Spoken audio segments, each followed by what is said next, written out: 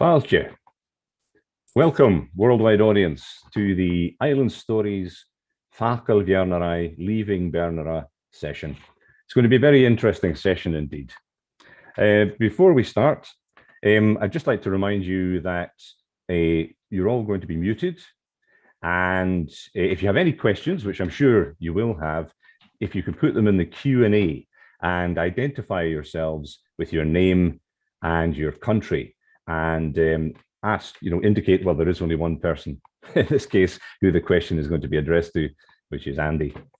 I'm going to select and read the audience questions, and the session is being recorded and live streamed on Facebook. So it gives me great pleasure to moderate this session and to introduce Andy McKinnon. Andy has worked in creative and collaborative film and contemporary art since the late 80s and lives on the island of UistFilm, or North Uist in the Outer Hebrides. He's a successful documentary maker, being the director, cinematographer and producer of the Scottish BAFTA-nominated feature documentary Transition, the first Scottish documentary to make the official selection at the International Documentary Film Festival Amsterdam in 2000.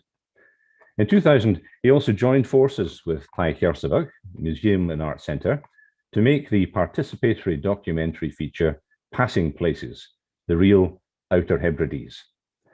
And since 2003, he's been curating the arts programme at Taigh Chearsabhagh, presenting high-quality, socially engaged exhibitions and residencies with a focus on Uist and the Hebrides. He's passionate about the environmental issues and the islands where he now lives. In 2013, he launched UistFilm within Taigh Chearsabhagh Trust and produces a wide range of media content. In 2014, he produced and directed UistFilm's first broadcast documentary commission, the widely acclaimed An Dr. Moore, the Big Doctor. Today, he's going to talk about FAODAIL, Found, the Outer Hebrides Archive Film Project. So, hello, Andy. Take it away. Thanks very much, Andrew, for that introduction.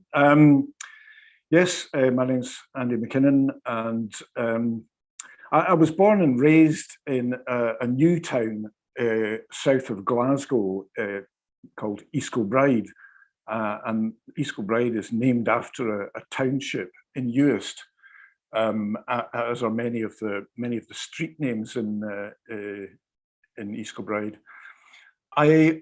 I always had a love of the West Coast.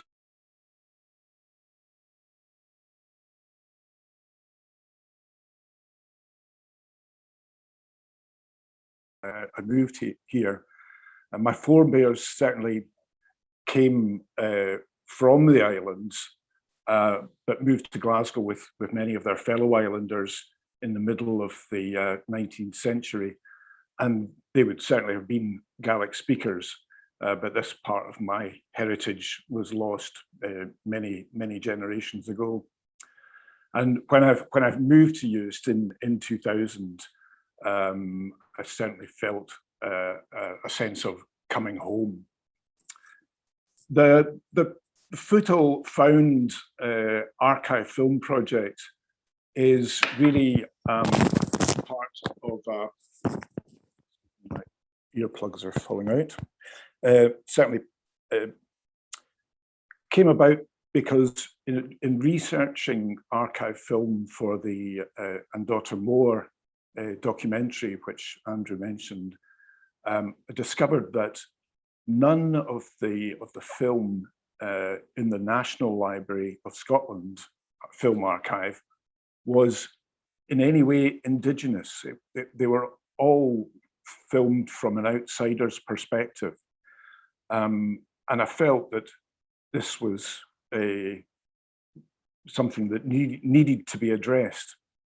And so I started working to try and discover or find a archive film that didn't exist in the national collection. And very quickly we came across quite a few collections old reels of film, mostly 8mm film, in people's houses. And over the last 6 years or so, we've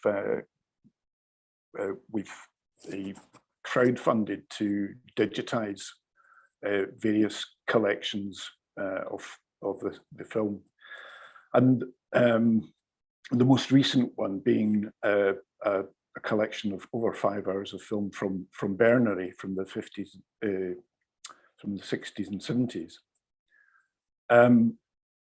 The FAODAIL Found Archive Film Project has really enabled us to get a much more indigenous documentation of island life, mostly from the 50s through to the early 80s, but in some earlier from the late 30s as well. So we're just going to show you a little promotional video of about the Archive Film Project, and then I'll go on to talk about the Bheàrnaraigh collection, which you'll be able to see as I talk.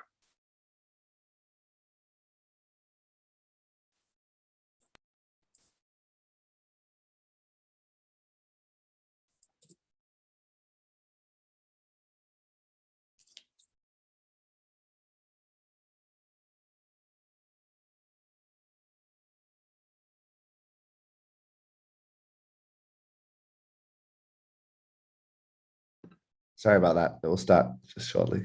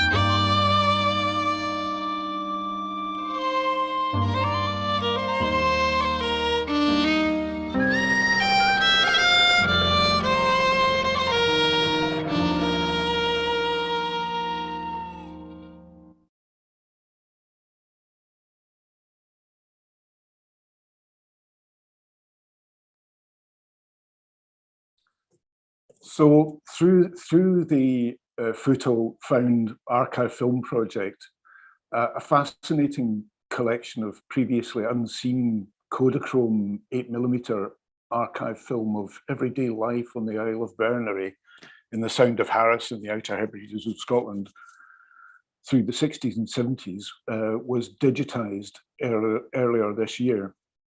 The collection of over 5 hours of film reveals a poignant reminder of the need for islanders, especially women, to have to leave the island of their birth to get an education, to work and live. On the cusp of a period of huge change in island life, the effects of this outward migration over generations in the resultant cultural and linguistic loss. UistFilm, part of Taigh Chearsabhagh Museum and Art Centre, is hoping to produce a documentary feature on this subject using the archive film with interviews with those who left, those who stayed, and those who yearn to return. The footage was shot by Anne and Bill Scott, who returned to Bheàrnaraigh almost every summer for 2 decades. Through the 60s and 70s, Anne's mother was from Bheàrnaraigh and emigrated to the mainland in the 1930s. At the time this footage was shot, the Outer Hebrides were in the middle of a huge cultural shift, moving from a majority Gaelic-speaking population living in an environmentally sustainable crofting and fishing lifestyle to a situation where these traditional ways of life and knowledge about them are dying out, with only 60% of the population now speaking Gaelic and with no monoglot speakers left. This archive shows a rare glimpse of what life was like on the brink of this shift. Today, the Outer Hebrides of Scotland are currently seen as a prime tourist location, among other things, and following the pandemic, visitor numbers have soared, which is great for the economy in many ways. At the same time, there is a housing crisis locally, with house prices being driven up by people moving to the islands from elsewhere in the UK, often buying second homes or retiring in the islands. Although there is undoubtedly a need for the population to grow, the rise in house prices means that young people locally are unable to buy houses or even find a house to rent long term, because the majority of second homes are let out as holiday homes during the tourist season. Against this difficult economic setting, where housing and jobs are critical to retaining young families or encouraging new ones to move in, the conversation around the Indigenous language and culture often seems to be one which has been pushed to the bottom of the agenda.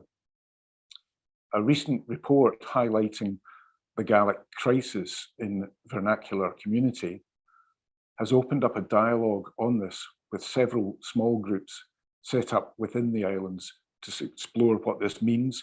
And against the backdrop of this stunning footage, we are going to explore how the language and culture have changed rapidly in the islands over the last century.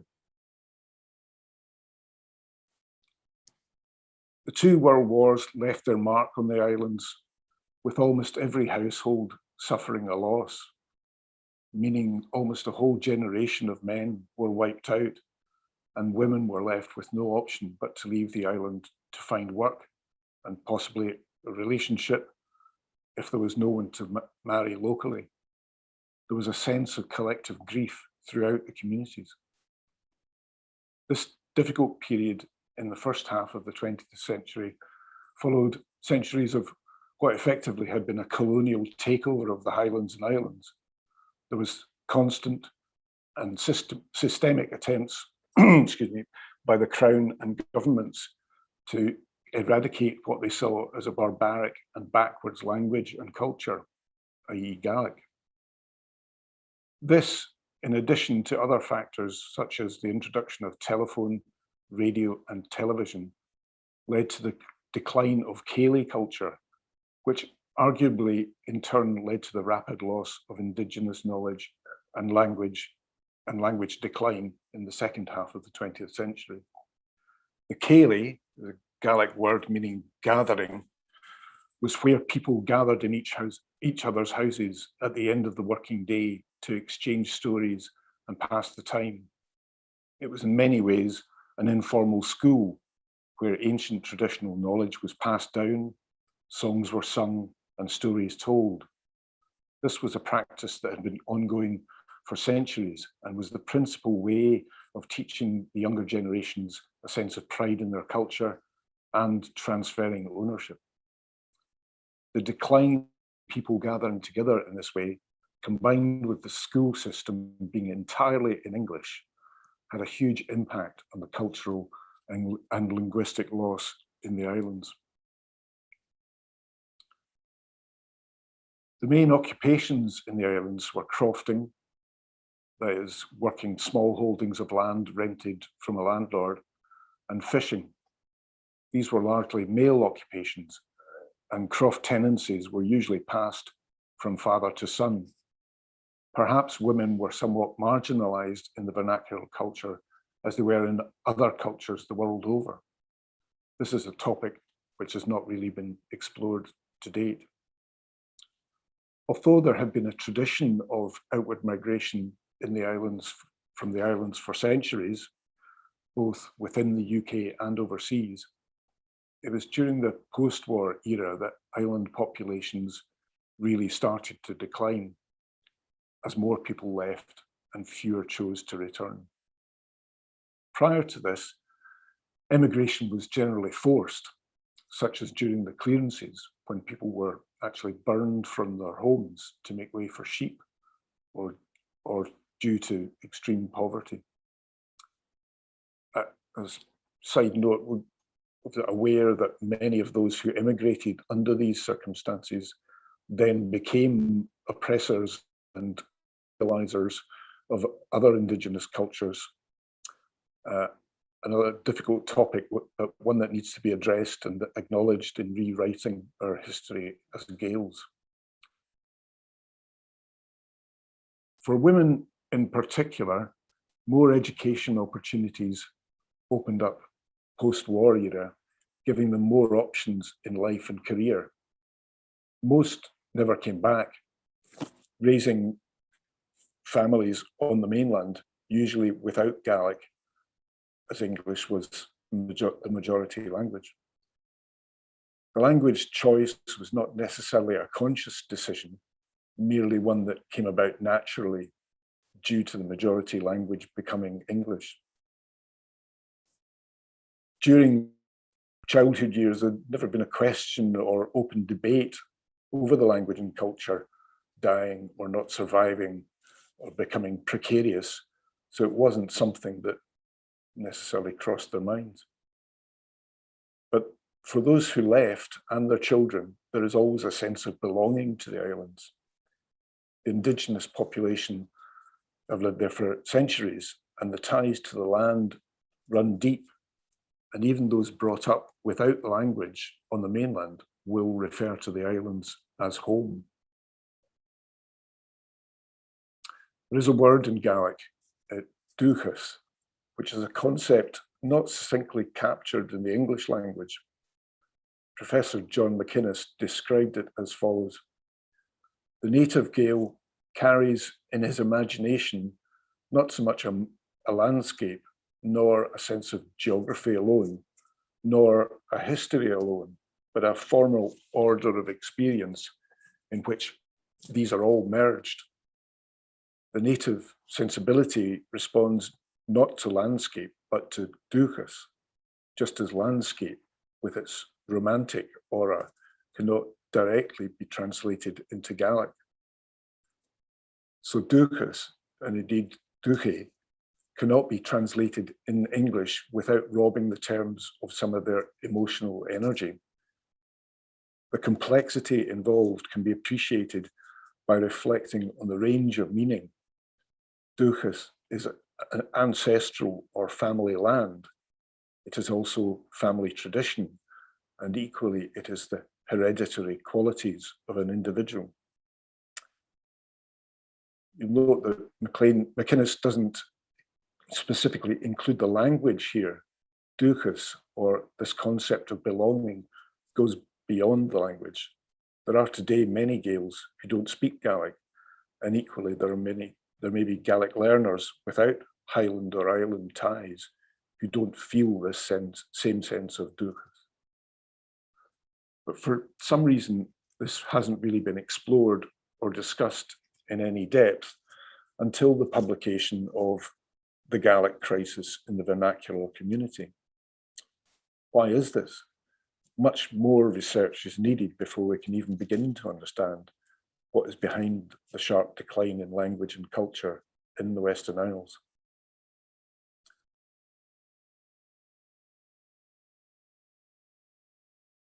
Contributed to the rapid decline of the language and culture are now enabling many to return home to the islands to work and live. Improved infrastructure, transport, broadband internet, etc., means that remote working is possible. And while most still leave after finishing school, there is a definite trend towards people returning to work and raise their families. Though the housing problems mentioned earlier do cause problems. Whether this will translate into a local shift in perceptions towards the language and culture remains to be seen. But until local government makes some fundamental changes, it's difficult to see that happening to a great extent. For example, there is currently no wraparound pre or after school care, wraparound care in Gaelic for preschoolers in North Uist, despite various parents lobbying the council for such a facility for at least 15 years. The traditional Indigenous language are still very much dying out, and questions do need to be asked around their future. Without sufficient top-down support and the minority language still being optional in school and limited in preschool, it is increasingly difficult to see how it is valued and seen as an integral part of the future for vernacular communities. We need to start talking about it with respect for all and the acknowledgement that it's an emotive.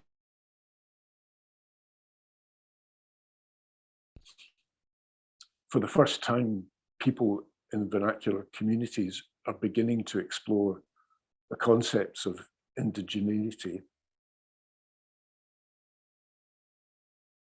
looking at minority cultures where endangered languages in other countries could be a place to start.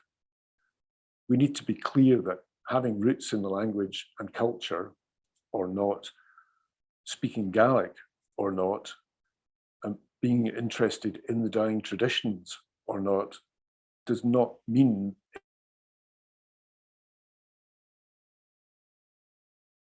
currently an Indigenous language and culture is dying. And to understand and possibly reverse this, we need to understand why it has happened in the first place and how everyone feels about it today. It's extremely important to listen to those who see no future for it, as they are arguably the ones who hold the key to helping us understand the cultural future of the islands. But as they say in Gaelic, se ober la Chearsabhagh, which means starting is a day's work in itself, or you have to. Projects like FAODAIL and Fàgail Bheàrnaraigh can help to instill an extra sense of pride in our dúchas and a renewed interest in ensuring the language and culture survives the 21st century. And that is essentially our presentation today. Thanks much for, and hopefully we'll get some questions that we can discuss.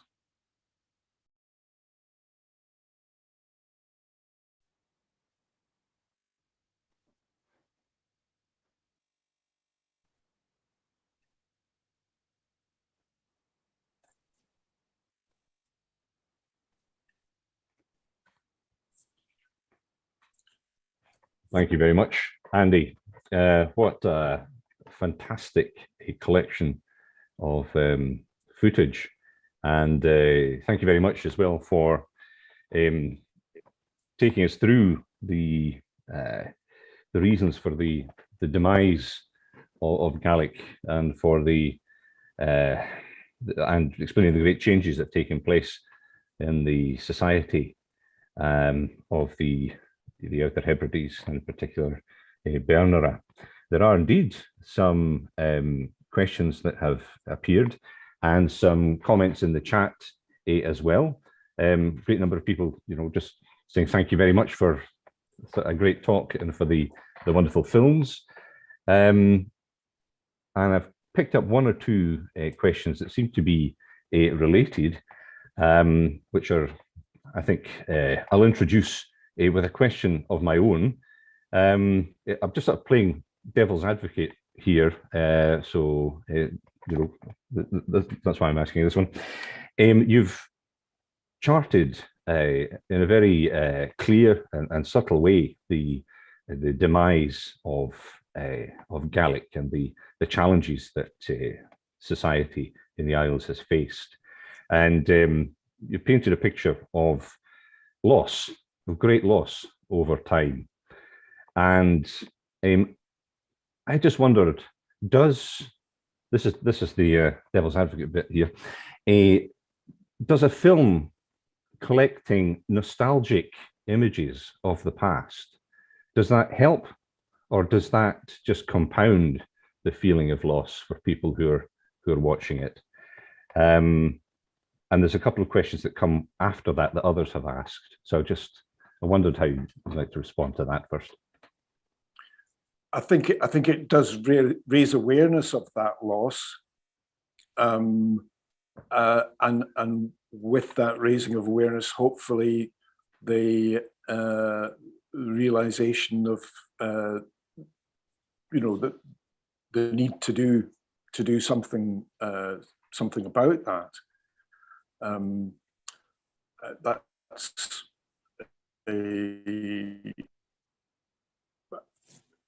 but in any case, I think it's important that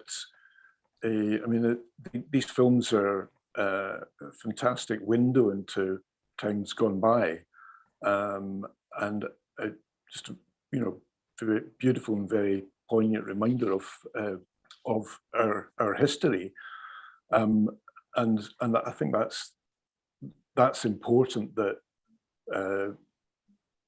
more indigenous records of that culture need to exist and need to be seen. Yeah, absolutely. As I say, I'm just playing devil's advocate there. I totally agree with you. So in a way, by people seeing these and seeing the past when the language was strong and people were brought up within their own dúchas, it's a sort of inspiration perhaps for what could be in future as well. Yeah, I think so. I think there's a great danger in losing things that were really valued, and come to be kind of supplanted by other things that turn out to be less value, or have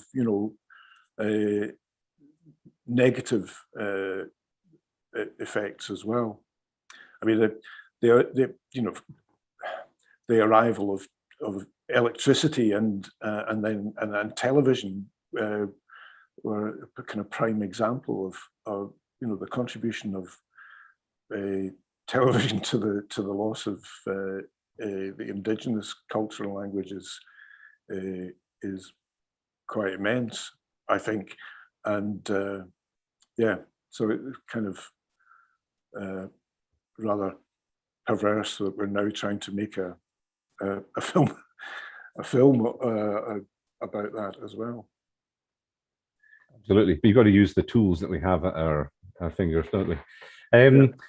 Well, Simon Sundaraj Kium, sorry if I pronounced your name incorrectly there, Simon, has got some questions that sort of relate to what we've just been saying.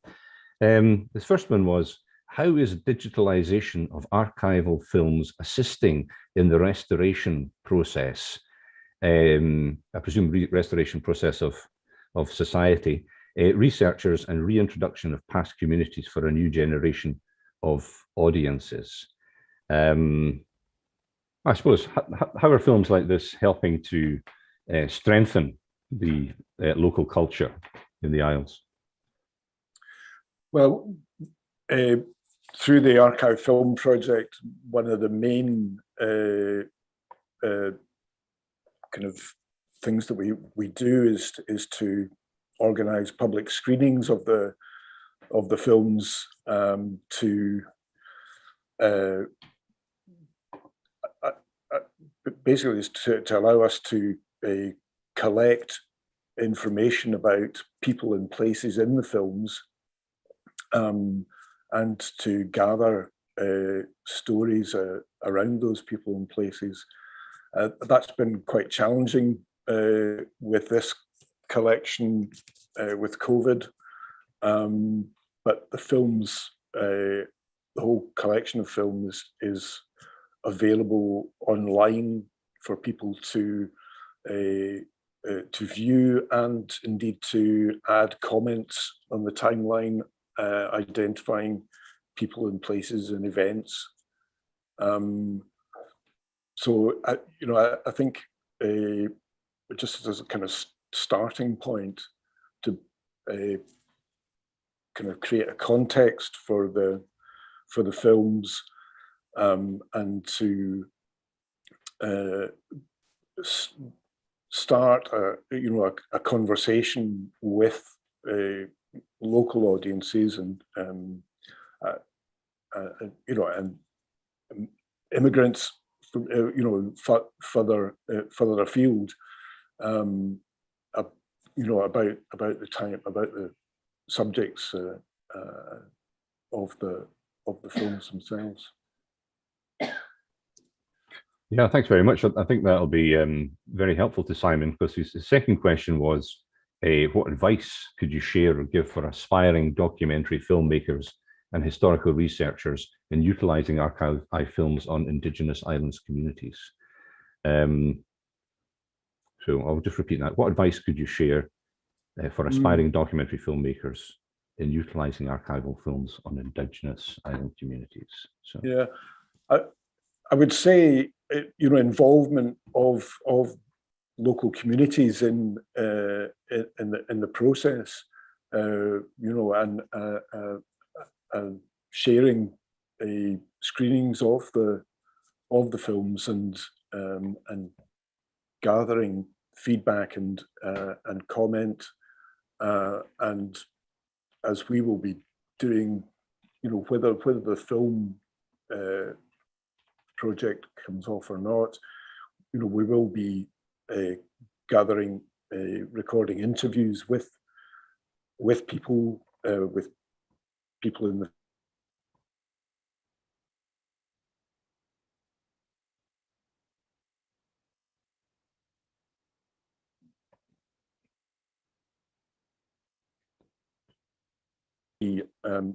building up a better picture of, or just giving a lot more context to the film itself. So I think that is key to to involving local people, and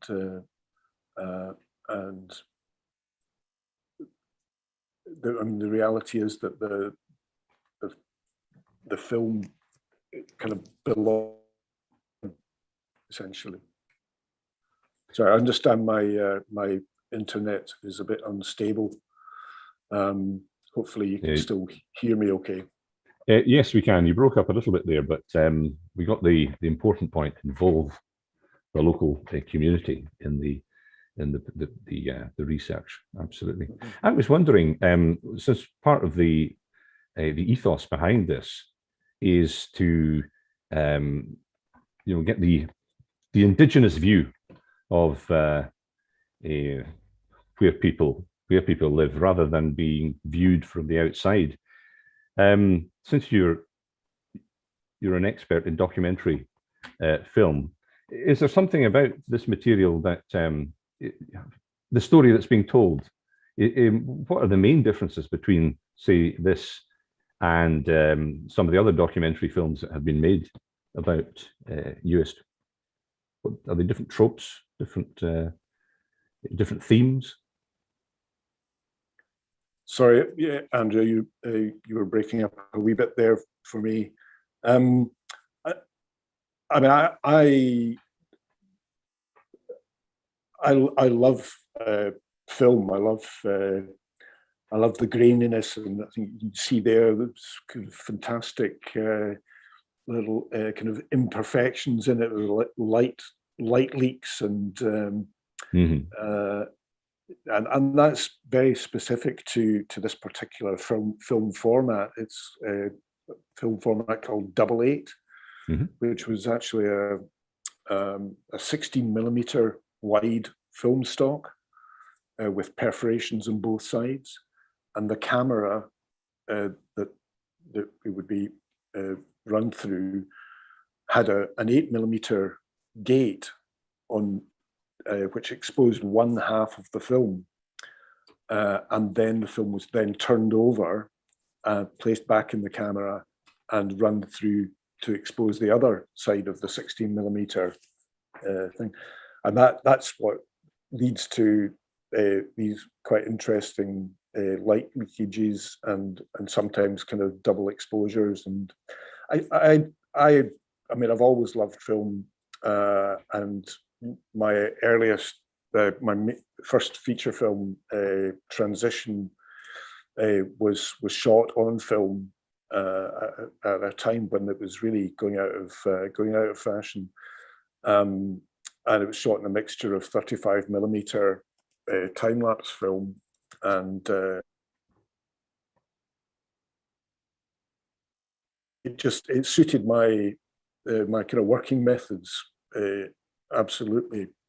I tend to be a kind of solo filmmaker, and I for Transition I travelled around Scotland over 5 years, charting changing landscapes in Scotland, kind of beginning with the death of heavy industry in the central belt of Scotland and the demise of Ravenscraig steelworks.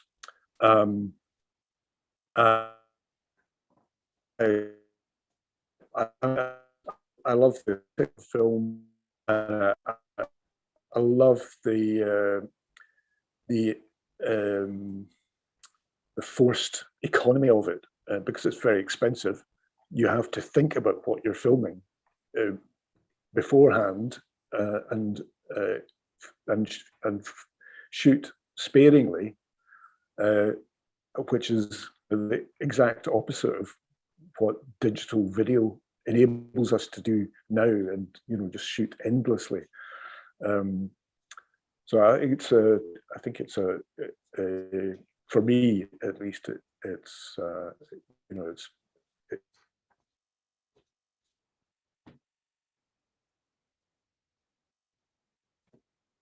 Yeah, breaking up there a little bit, Andy.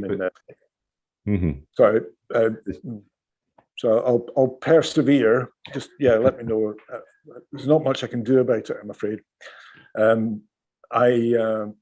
made a film in Central America about trade unions at a time when we actually had to be quite undercover about our filming and very discreet.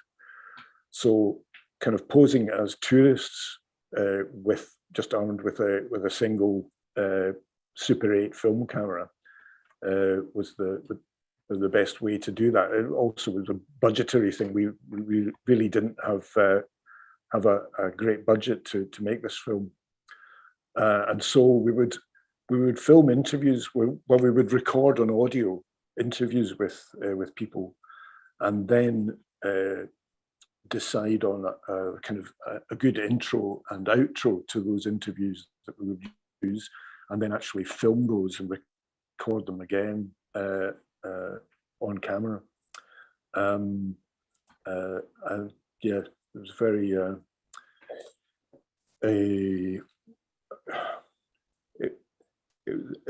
by necessity. It was quite a frugal filmmaking process. But that's a very long answer to a question about what I see really as the huge real beauty of this film footage in its in all its kind of imperfections and graininess. It's I think it's really special. I absolutely agree, and we've all had an opportunity to watch it while you've been speaking, and fantastic images. Many of them are recognizable to me from Shetland. Some of the old films that have been taken in Shetland with the same sort of way of life being charted, and the local folk being involved in the filming, and it's wonderful material to have.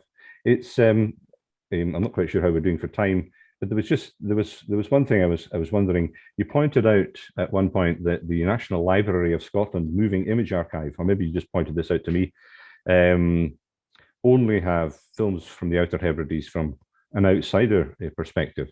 Is that going to change? Is this material going to be stored in Edinburgh as well, so that people can look at it there?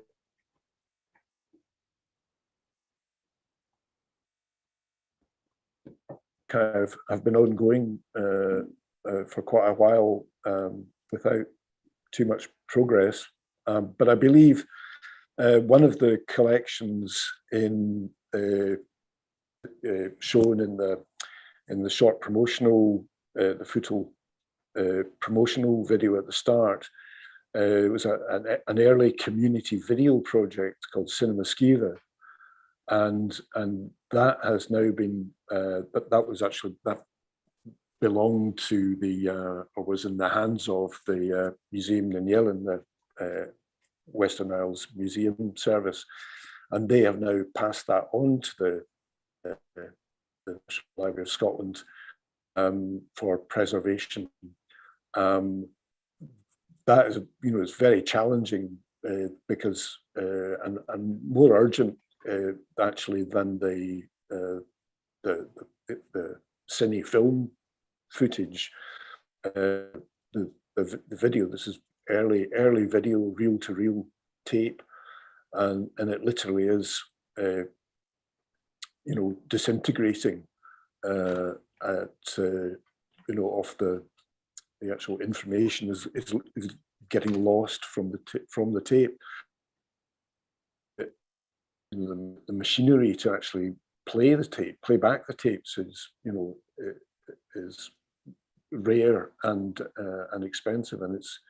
I do hope that they're going to be able to digitize those over 100 hours of really fascinating footage. Or I'm assuming it's fascinating footage with the reels that I've seen that have been digitized to date, and there's only been a few of those.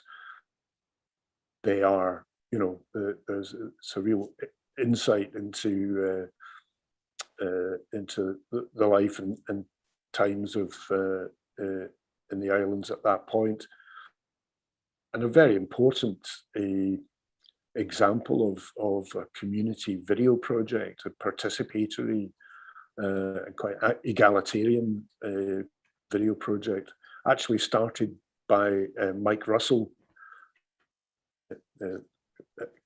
now a MSP, Scottish Government Minister. He married came to live in Uist in that time. That's good. That's great to know.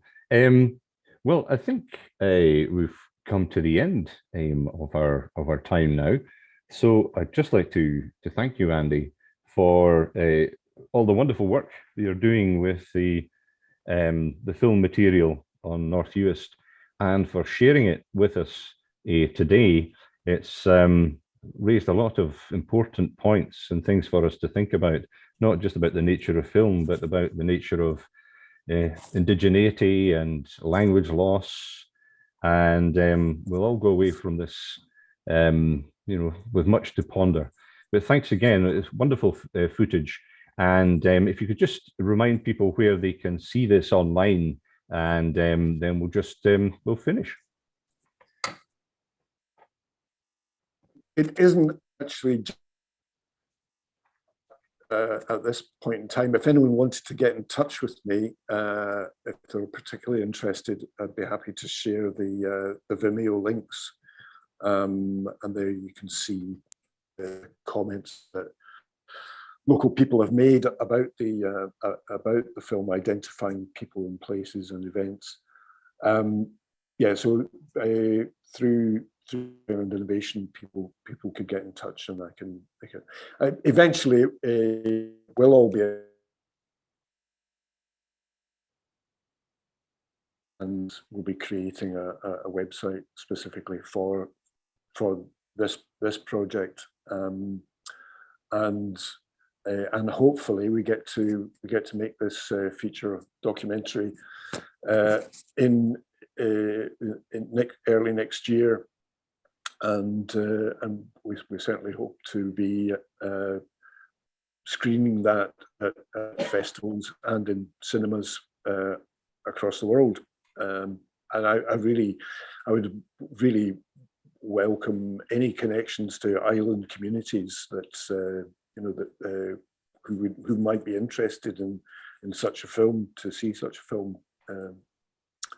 So thanks very much. I must just thank Kirsty MacDonald, who is my co-director on the film project, and who very much helped to put together the talk today, but unfortunately couldn't join us. So, and thanks very much to everybody at Island Innovation. Thank you, Andy. Look forward to chatting to you at some other point in the not too distant future. Thank you both. And this is James. If I could just add, I've put Andy's email in the chat if anyone would like to get in touch with him.